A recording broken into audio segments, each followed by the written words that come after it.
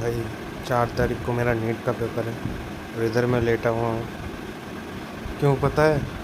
हर बार की तरह इस बार भी मुझे इतना सीवियर एंग्जाइटी हुआ कि क्या बताऊँ। अभी ये ऐसा 3 साल से हो रहा है, लेकिन हर बार मैं सेल्फ डाउट में रहता था कि कुछ मेरे अंदर ही प्रॉब्लम है। लेकिन इस बार सब कुछ ठीक जा रहा था। लास्ट के 1 महीने में ऐसा कुछ हुआ कि मेरा दिमाग ख़राब हो गया। तो फिर अब अंदर से लग रहा था कि कोई साइकोलॉजिकल प्रॉब्लम हो रहा है।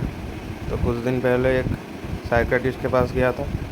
तो उनको सब कुछ बोला कि ऐसा ऐसा होता है, ये हो रहा है, 3 साल से ऐसा हो रहा है। तो फिर वो बहुत गुस्सा हो गया।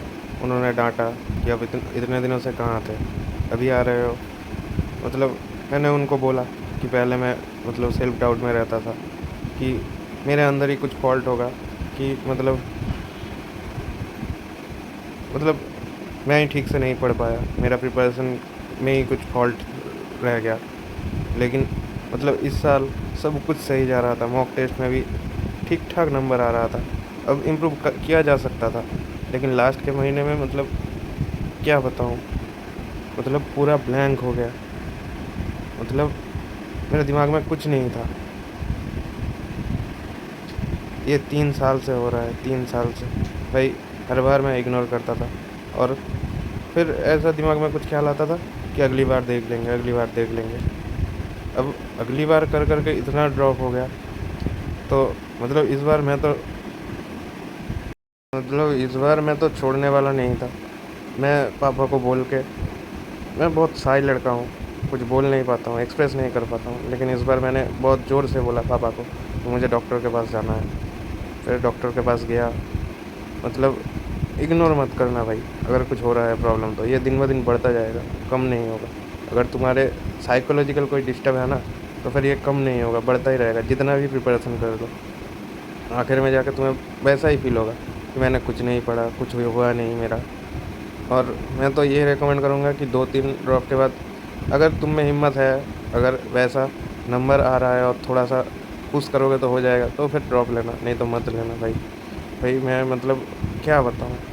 अब मेरा एज भी बहुत बढ़ चुका है। अब मेरा इतना टेंशन आ रहा है।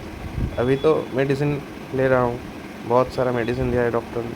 मैं दिखा था, लेकिन डॉक्टर ने मुझे पापा के पास ही मेडिसिन है, डॉक्टर ने रखने को मना किया है।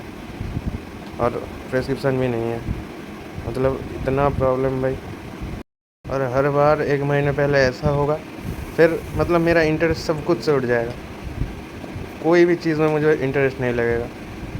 मतलब एग्ज़ाम देने के बाद रिज़ल्ट देखना होता है, काउंसलिंग करना होता है, बहुत कुछ प्रोसेस होता है। मेरा कुछ पूरा इंटरेस्ट चला जाएगा।